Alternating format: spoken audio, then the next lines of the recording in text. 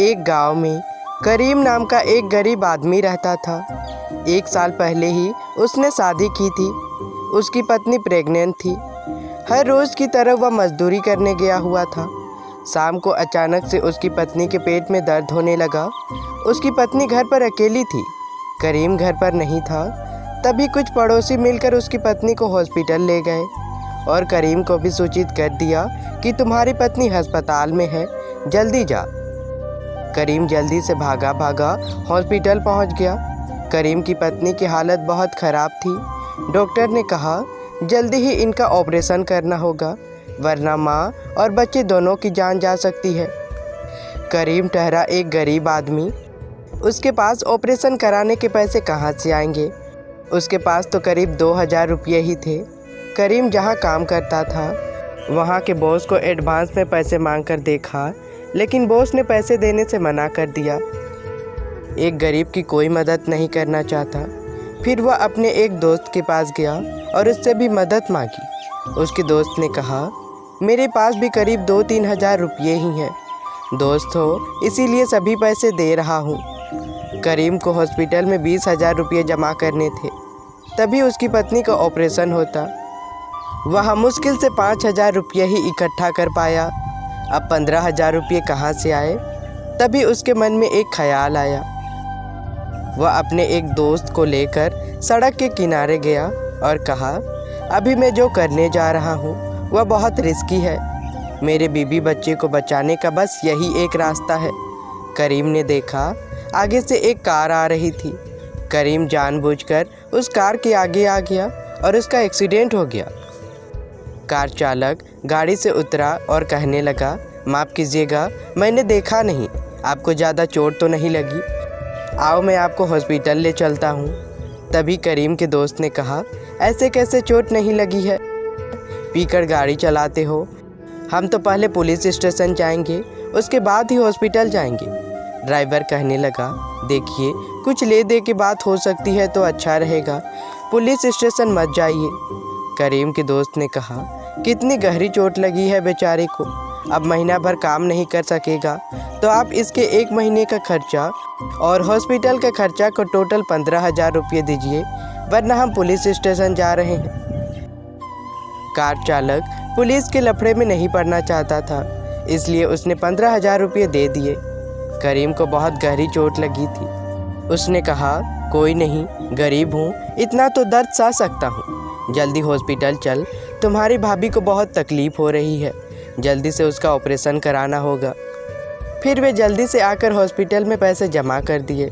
Operation तो हो गया, बच्चा सही सलामत माँ के पेट से बाहर आ गया। लेकिन बच्चे को जन्म देने के बाद करीम की पत्नी ने अपने सांसें छोड़ दी। करीम अकेले ही उस बच्चे को पालने लगा। करीम बच्चे को साथ लेकर ही काम पर जाता था। बच्चे को उसके आंखों के सामने ही लिटाकर काम करता था। बहुतों ने दूसरी शादी करने को कहा, लेकिन करीम दूसरी शादी करने को तैयार ही नहीं था। वह अपनी पत्नी की जगह किसी और को नहीं देना चाहता था। 8 साल बीत गए। करीम ने अपने बच्चे का नाम गोपी रखा था। गोपी अब 8 साल का हो चुका था। करीम गोपी को पढ़ा लिखा कर डॉक्टर बनाना चाहता था। प्रतिदिन मजदूरी करने की वजह से करीम अब बूढ़ा हो गया था। फिर भी वह रोज़ाना काम करने जाता था। एक दिन गोपी घर पर पढ़ाई कर रहा था।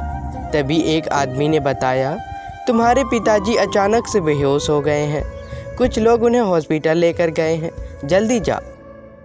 8 वर्ष का गोपी भागा हॉस्पिटल पहुंचा। जो लोग करीम को अस्पताल लाए थे, डॉक्टर ने उन्हें कहा इन्हें लकवा मार गया है, इन्हें बहुत पैसा खर्चना होगा, तभी यह ठीक हो पाएंगे। यह अब उठ नहीं पाएंगे और न ही बैठ पाएंगे। यह अब ऐसे ही लेटे रहेंगे, सिर्फ देख और सुन पाएंगे, बातें भी नहीं कर पाएंगे। बेचारे गोपी के ऊपर मुसीबत की पहाड़ टूट पड़ी। गोपी बड़ा हिम्मती था, उसने हार नहीं मानी और कहा अब मैं पिताजी की इलाज करवाऊंगा, मैं काम करूंगा। तभी कुछ लोगों ने कहा तुम तो बच्चे हो, तुम क्या काम करोगे? मैं करूंगा ना। यह बोलकर गोपी वहां से चला गया। गोपी उसके पिताजी के सामने बैठकर पूरी रात सोचने लगा मैं ऐसा क्या काम करूं कि मैं पैसे भी कमा पाऊं और पढ़ाई भी कर पाऊं। अगले दिन सुबह गोपी अपने घर के बाहर बैठा हुआ था। तभी उसने देखा एक बूढ़ी औरत फल बेच रही थी। तभी उसने सोचा, क्यों ना मैं फल बेचना शुरू करूं, इससे मैं काम भी कर पाऊंगा और पढ़ाई भी कर पाऊंगा। गोपी बहुत ही चालाक लड़का था। उसके पिताजी जब उसे खाने को पैसे देते थे तब वह रोज़ 1-2 रुपये करके बचा कर रखता था। आज वही पैसे उसके काम आ गए। उसने सारे पैसे निकाले और गिना तो पूरे 305 रुपये थे। गोपी फल दुकान के भंडार में गया, जहाँ से सभी फल बेचने वाले अपना सामान खरीदते थे। गोपी 300 रुपये का फल ले आया और 2 बजे के करीब बाजार में फल बेचने चला गया। उस दिन उसने सारे फल बेच दिए। उसे 300 रुपये के फल में से 100 रुपये का फ़ायदा हुआ। उसने पूरे 400 रुपये के फल बेच दिए। गोपी 100 के प्रॉफिट में से पिताजी के लिए दवाइयाँ और घर का सामान ले आया। गोपी ने 100 रुपये कमाए, इस बात पर वह बहुत खुश था। घर आकर यह बात उसने उसके पिताजी को बताई। गोपी रात को उसके पिताजी की सेवा करता, सुबह को भंडार से फल खरीद लाता और स्कूल जाता। स्कूल से आकर बाजार फल बेचने जाता और आकर पिताजी की सेवा करता। उसका यह क्रम प्रतिदिन चलता रहा। 1 साल बीतते बीतते उसके पिताजी भी ठीक होने लगे। गोपी ने बाजार में खुद का एक फल का दुकान खोल लिया। दुकान सही ढंग से चलने के कारण उसने दुकान चलाने के लिए एक आदमी रख लिया।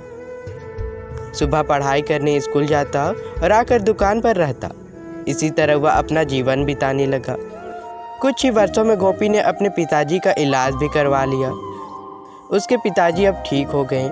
वह अपने पिताजी के साथ खुशी खुशी अपना जीवन जीने लगा। माता पिता अपने परिवार के लिए किस हद तक गिर जाते हैं, ये तो आपने इस कहानी में सुन ही लिया। गोपी के पिताजी ने पैसों के लिए अपना एक्सीडेंट करवा लिया। सच में एक बाप अपने परिवार के लिए कुछ भी कर सकता है। तो आप भी अपने माता पिता के वैल्यू को समझिए, उनका आदर कीजिए, क्योंकि आप समझ भी नहीं सकते कि आपको जन्म देने से लेकर आपको बड़ा करने में उनको कितनी तकलीफ़ और मुसीबतों का सामना करना पड़ता है।